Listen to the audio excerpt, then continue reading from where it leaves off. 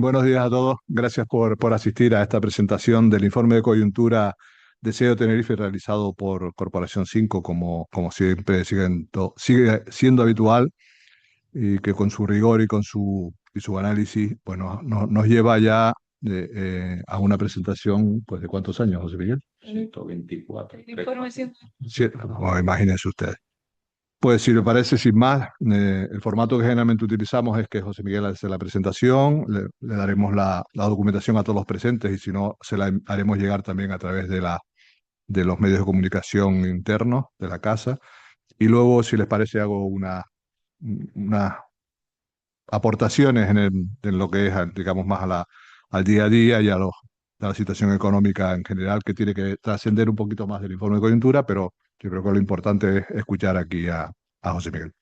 Muchas gracias, presidente. Buenos días a todos y a todas. El informe específico que se va a desarrollar en el primer trimestre del año es importante tener en consideración la evolución de las macromagnitudes experimentadas, pero tal vez el informe tiene como mayor interés también las perspectivas que se tienen de lo que pueda suceder a partir de ahora.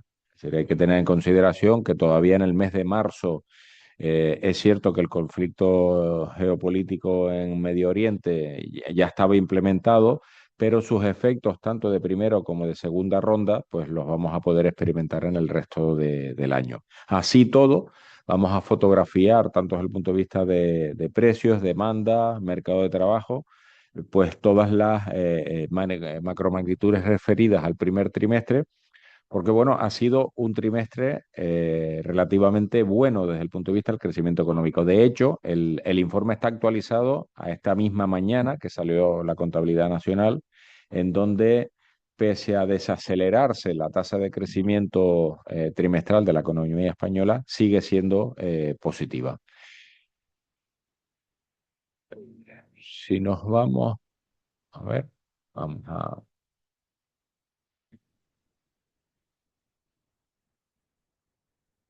Ahora, como decía, en demanda y precios, no.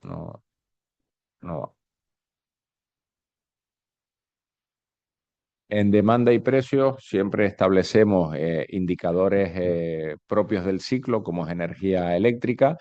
Esto, si analizáramos una cierta tasa de tendencia, vemos que se va incrementando. Eso es consonante también con la energía disponible por parte de los hogares y de las empresas. Tienen que ver el pasador porque está...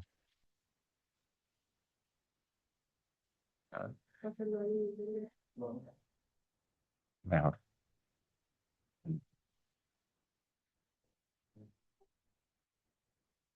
Ahora. Perfecto. Eh, ah.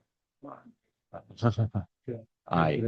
Vale, energía eléctrica, la tendencia es creciente, eso es, repito, consonante con la tasa de crecimiento económico. Obviamente esto va a tener mucho que ver con el comportamiento de la economía en los próximos meses, pues justamente procedentes del encarecimiento. Afortunadamente, en el dato adelantado de la inflación, las medidas a nivel nacional han surtido efecto. De hecho, energía eléctrica subió menos que lo hizo el año pasado, pero hacia Canarias probablemente ese tipo de vulnerabilidades estará mayormente expuesta. El otro dato propio del ciclo, que es matriculación de vehículos, de la misma forma, aquí tenemos un mercado relativamente estable derivado del vehículo de alquiler y eso, pues bueno, pues el sector turístico también ayuda a que es cierto que hay oscilaciones en crecimiento y disminuciones, pero siempre el crecimiento es menor que el crecimiento anterior, mientras que la caída es menor que la caída anterior, pero el crecimiento es algo más vigoroso que el anterior. Desde el punto de vista de la venta de cemento, está relativamente todavía estabilizado, es decir, no ha habido un gran crecimiento, obviamente lo que sucedió posteriormente en 2020 fue por el fruto de lentecer artificialmente una actividad, pero en estos momentos, pese a que hay posibilidades de desarrollo, tanto en el ámbito de las infraestructuras como el desarrollo de la vivienda, pues aparece una cierta estabilidad que de hecho lo vamos a ver reflejado después en la construcción de viviendas, que hemos incorporado ese análisis.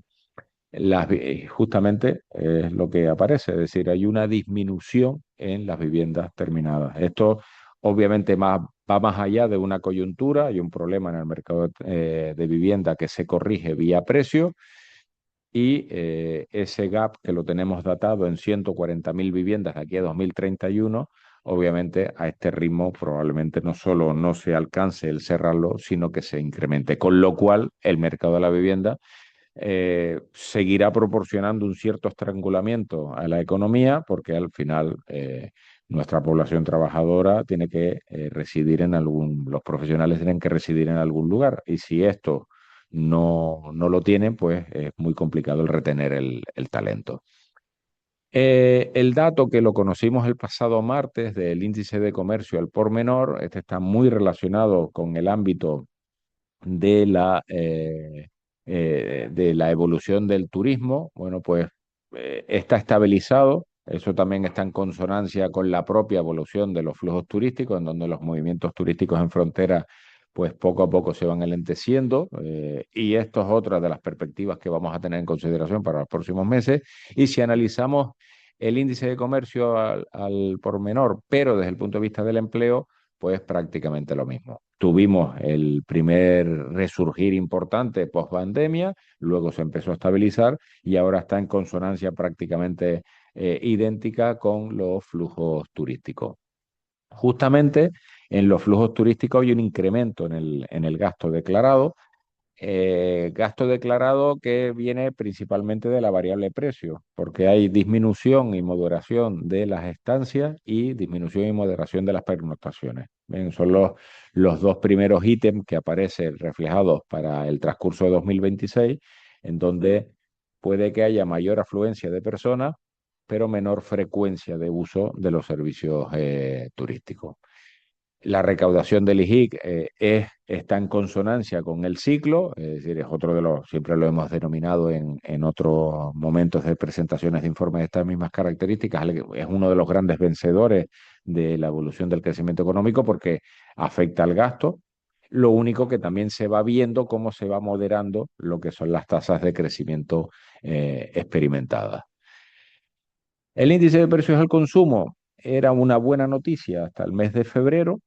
Ya en el mes de febrero, con la irrupción de los Estados Unidos en Irán, pues comenzó los problemas del punto de vista de la escalada de los carburantes y obviamente en primera ronda todavía conocemos el mes de marzo y el de abril lo conoceremos el 14 de mayo para Canarias, pero ya ese incremento algo nos dice. De hecho, creció más en Canarias que en el resto del territorio nacional porque el decreto que se planteó como escudo anticrisis en Canarias prácticamente su eficacia era muy limitada. Es cierto que ahora en trámite parlamentario se ha aprobado esos 30 millones de euros, de los cuales 15 los aporta el propio gobierno, pero en relación a la ficha financiera estimada que el decreto planteaba de unos 4.000 millones, nosotros hemos estimado que de forma per cápita nos corresponderían unos 200 millones de euros para que, al menos desde el punto de vista per cápita, tuviera una eficacia similar a lo que pudiera tener en el resto del territorio nacional. Algo que aquí ya teníamos una alimentación prácticamente a cero en impuestos, tenemos la bonificación del transporte urbano y interurbano de forma gratuita, por lo tanto también las maniobras aquí tienen que venir desde otra perspectiva, algo que el eliminar el IVA, pues bueno, pues Canarias en este momento, en este caso por desgracia, pues es neutra al efecto. Si analizamos la evolución por grupos de la última inflación, vestido y calzado, esto es algo muy coyuntural, está relacionado con la eliminación de las rebajas en los primeros meses del año y que al final, pues en el mes de marzo se incrementó, pero sí vemos que hay un dato que no nos puede pasar desapercibido, es que todos los grupos tienen tasas de inflaciones positivas en un contexto, repito, que todavía no se ha declarado de forma plena, pues ese incremento de los precios de los carburantes y su traslación al resto de precios de bienes y servicios.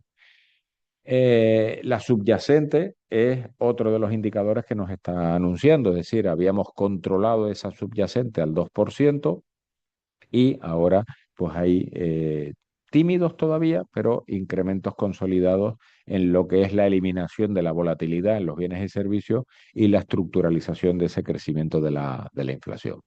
Esto obviamente, que ahora lo veremos el mercado financiero cómo va afectado, esto va a afectar a los tipos de interés. Ya de hecho el Euribor día tras día ya está escalado. Aquí ponemos el último Euribor al 2,5, 56, esta mañana estaba al 2,70, ¿vale? O sea que además que todos los días se modifica y la antesala de los tipos oficiales de interés por parte del Banco Central Europeo es este.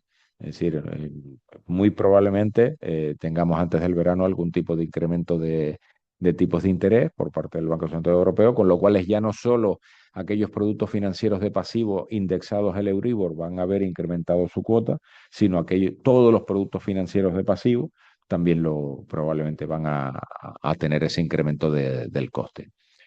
Eh, Sigue evolucionando positivamente el ahorro. Esto es fruto primero del incremento de las rentas de las familias.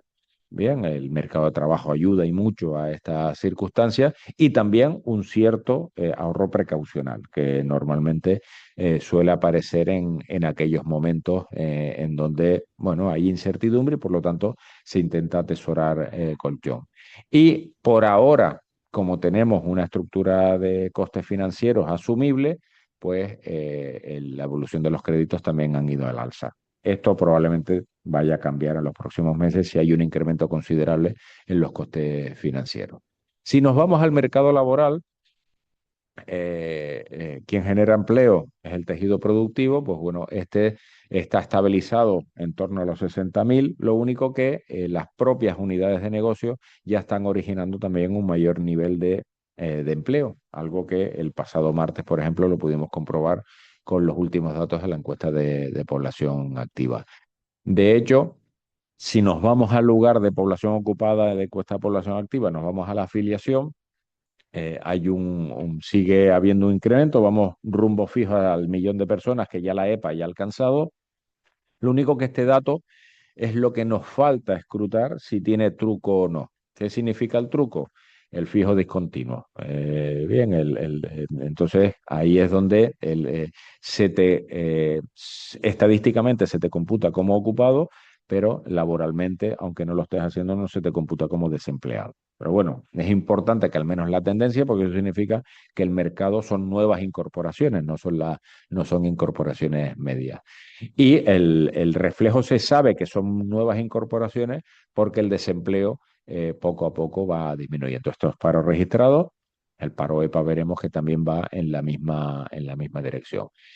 Lo que les decía, la población ocupada EPA, en los últimos 15 días, cuando se le hace la pregunta al sujeto pasivo, responde si está buscando empleo y si lo ha conseguido. Bueno, pues por fortuna hay incrementos interanuales por encima del 3,5%. ¿Bien? Que eso es importante, que normalmente la economía entonces estará creciendo en torno al 3,2, 3,3% en el trimestre de referencia. Y el desempleo pues también ha caído. De hecho, lo que sucedió en Canarias fue justamente al contrario de lo que sucedió a nivel nacional. Y lo importante de este dato no es que suba el ocupado y que baje las personas desempleadas, sino en contextos de crecimiento de la población activa. Es decir, tenemos más población que activamente busca empleo, tenemos más población que lo consigue y por ende disminuye la tasa de paro. Todavía están dos dígitos. Ahora mismo ya hay entornos insulares, en este caso Tenerife, que está por debajo incluso de la tasa de paro nacional y en un solo dígito, pero todavía Canarias, pues ahí plantea esa tasa de paro que está en el entorno del 11%. ¿Y cuáles son las perspectivas? Pues, hombre, no es que lo otro no haya sido interesante, lo otro es una fotografía de lo que pasó, pero las inquietudes en materia económica de lo que puede pasar, pues bueno, a nadie se le escapa que tenemos problemas con si el conflicto, algo parecido dijimos cuando Ucrania, si se extiende en el tiempo o se extiende en el espacio, sus efectos serán más perjudiciales. En una economía insular en donde el transporte es innegablemente imprescindible para la actividad productiva, incluso para la social, cualquier modificación en la estructura de costes va a afectar al precio de venta al público. Ya hay economías en origen que están generando algún tipo de freno a su expansión. Alemania lo ha hecho en estos días, Reino Unido también. Aparecerán las diferentes rondas en precios, lo que decíamos. O sea, aparecerán primero entre bienes y servicios y luego incluso hacia costes laborales. Y el riesgo que se corre es el de la conectividad aérea. Es decir, Canarias en este contexto, pese a que España tiene una cierta soberanía superior en materia de queroseno, por ejemplo, respecto a otros destinos europeos, Canarias se ha convertido en un destino lejano para las compañías. De hecho, la Asociación de Líneas Aéreas, que engloba el 85% de las líneas que operan en España, han planeado una disminución de las plazas del 2,5% para la campaña de verano. Entonces, mientras que la ha ampliado para el resto de España. Bueno, pues esto está bien saberlo, no única y exclusivamente por hacer una vida contemplativa y esperar a ver lo que sucede, sino está bien saberlo pues para actuar en consecuencia sabiendo cuáles son los inconvenientes con los que nos enfrentamos. Y por último, pues bueno, hemos querido incorporar una especie de esquema ADAFO en donde ahí seguimos siendo un destino refugio, es decir, si somos suficientemente competitivos, seguiremos siendo atractivos para las compañías. El valor añadido en el sector turístico principalmente es el que a corto plazo nos puede afianzar la mejora y obviamente el ampliar fronteras desde el punto de vista de la digitalización de los negocios. Desde el punto de vista de un tráfico que puede que no esté consolidado, que hay otros competidores que están subiendo y bajando por otros derroteros, vía precios principalmente, pero también vía cercanía. Los costes son una amenaza importante que tenemos en una economía vulnerable y dependiente como es la Canaria. Y después, bueno, pues la productividad de los factores, que sigue siendo, pese a tímidas mejoras, sigue siendo la que tal vez nos daría el esquema diferencial. Y los pronósticos que tenemos a día de hoy con la información que ahora está en nuestro poder, está que Canarias crecerá en el entorno del 2%. Y cuando digo en el entorno, es por arriba o por abajo, ¿bien? Porque todo dependerá, volvemos a decir, de la geopolítica y si ésta se expande en el tiempo o en el espacio. Y yo es cuanto tendría que decir. Muchas gracias. Gracias, José Miguel. Como siempre, una explicación profunda y al mismo tiempo muy didáctica y muy pegada a la realidad. Yo quisiera destacar cuatro temas importantes al margen de lo que José Miguel ha explicado, pero sí también haciendo hincapié en las perspectivas que hemos presentado. En este máster de resiliencia permanente que tenemos los empresarios, eh, navegamos en un entorno de buena situación económica, de buenos datos del empleo, pero las perspectivas siguen siendo bastante preocupantes.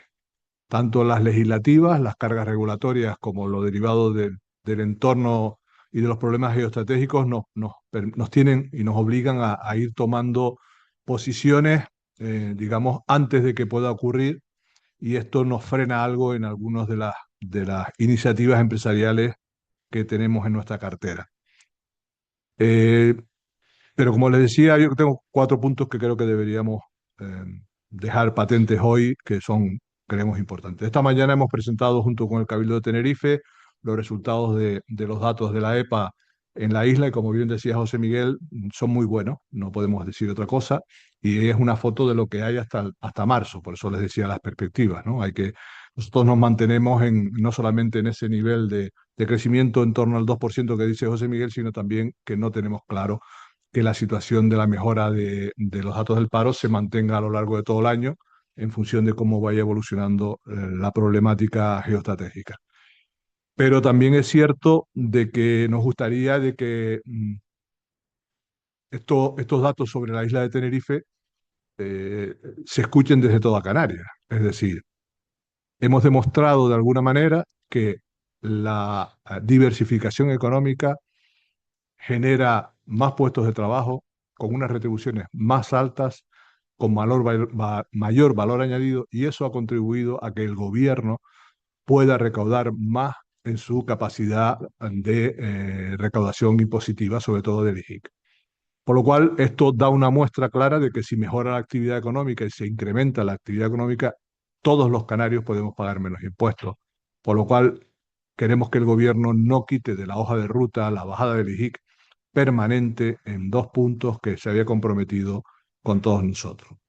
No es un compromiso solo con los empresarios, es un compromiso con las familias, porque al fin y al cabo lo que estamos buscando, como ustedes saben, la imposición se repercute en los precios y eso, si al final ayudamos a que las familias tengan mayor renta disponible, la economía fluirá mejor. No nos olvidemos que esos impuestos no solamente apuntalan el empleo público, apuntalan también el estado del bienestar y apuntalan lo que es la viabilidad de las empresas. Por otro lado, también quiero dejar patente, y tienen copia de la carta, sí, creo que al final se les dio, sí, ¿no?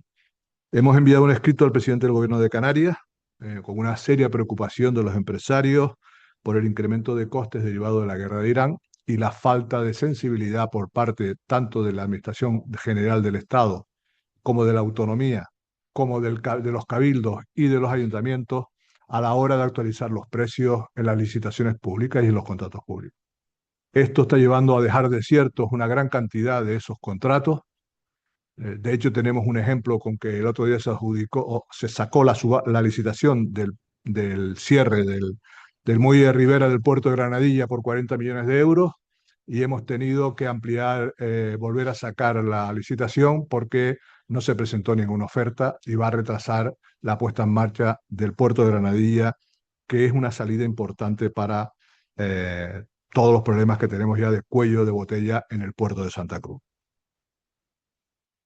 Como le decía, le hemos pedido al gobierno de Canarias que interceda no solamente con él buscando soluciones, sino con el resto de administraciones y le hemos pedido al gobierno de Canarias, al presidente concretamente, que haga suyo esta reivindicación. También queremos destacar el retraso permanente que se está dando en el Ayuntamiento de Granadilla de las licencias de obras en toda esa zona, que como ustedes saben incluye aeropuerto, polígono industrial y puerto de Granadilla, y que hay proyectos muy importantes para la isla, como es el desmantelamiento de la refinería de Moeve, como el traslado de la cementera desde Santa Cruz hacia el sur, que están paralizando gran parte de la actividad en materia de infraestructura y le pedimos al Cabildo, y hoy se lo ratificamos a su presidenta, que el Cabildo tiene que ayudar al Ayuntamiento de Granadilla por su incapacidad, por motivos de recursos o por los que ellos supongo que tendrán que justificar, para sacar las licencias lo antes posible. No podemos supeditar la prosperidad de la isla a que haya un ayuntamiento que por los motivos que sea es incapaz de poner en marcha proyectos en zonas donde ya están calificadas como zonas industriales, por lo cual no estamos pidiendo que se recalifique nada, no estamos pidiendo sino que saquemos y desarrollemos esas zonas industriales, esas zonas comerciales que necesita, en este caso, la isla para desarrollarse. Y finalmente, y al margen de las preguntas que ustedes puedan tener en algún tema, decirles que también hemos llegado a un acuerdo con los sindicatos, en acuerdo bipartito que le plantearemos a la consejera de Empleo en los próximos días, que no podemos seguir avanzando en la creación de empleo si no se soluciona en el gobierno de Canarias los problemas de licencias y los problemas de vivienda que se están dando en estas islas.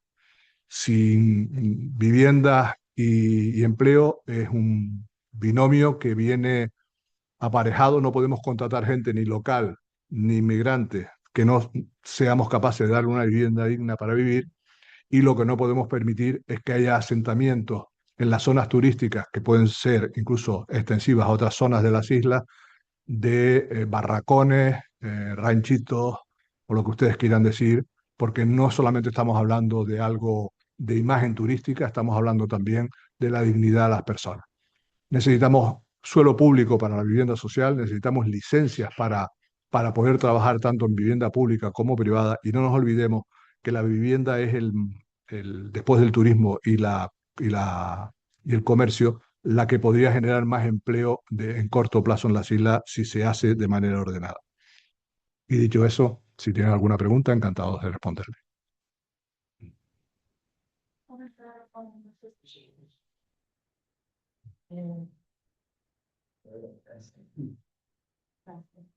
Antes comentaron la reducción de plazas aéreas en un 2,5%, si no me Sí. equivoco. ¿Nos podrían dar un poquito más sería para las islas o?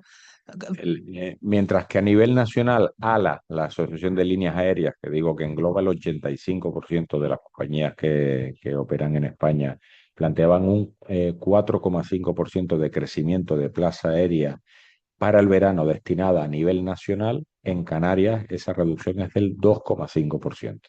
Son plazas aéreas disponibles.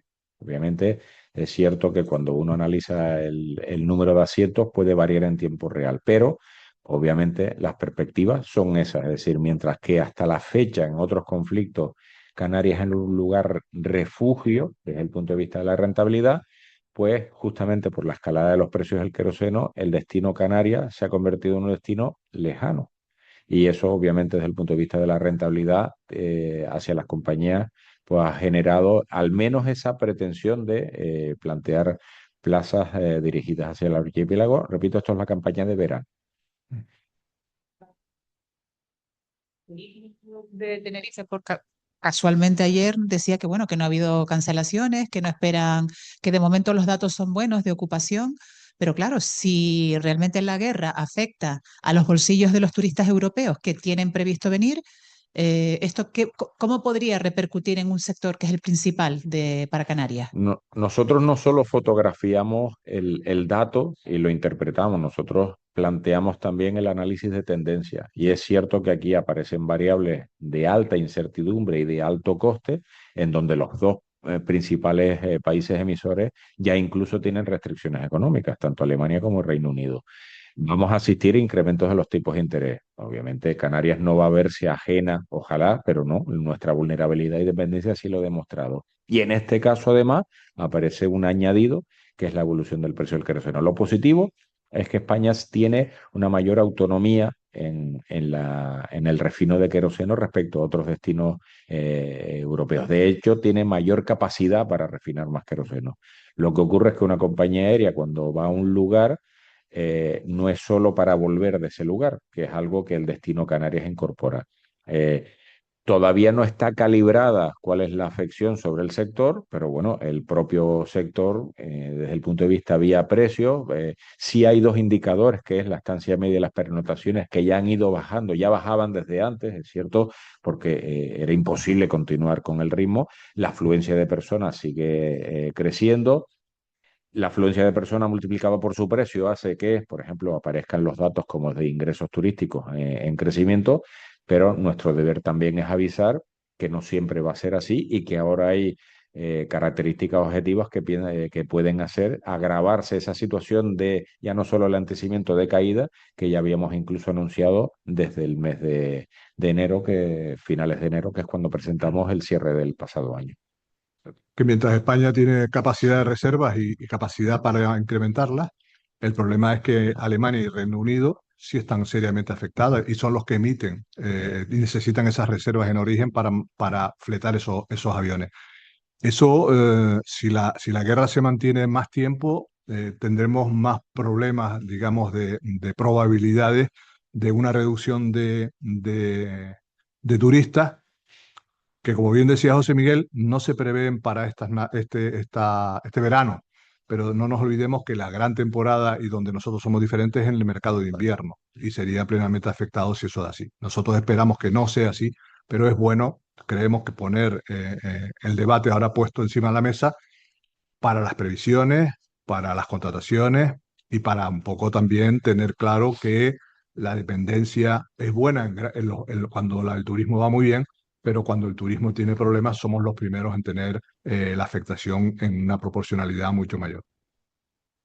Y yo le quería preguntar, porque no sé si entendí bien antes, entendí que sigue evolucionando positivamente el ahorro.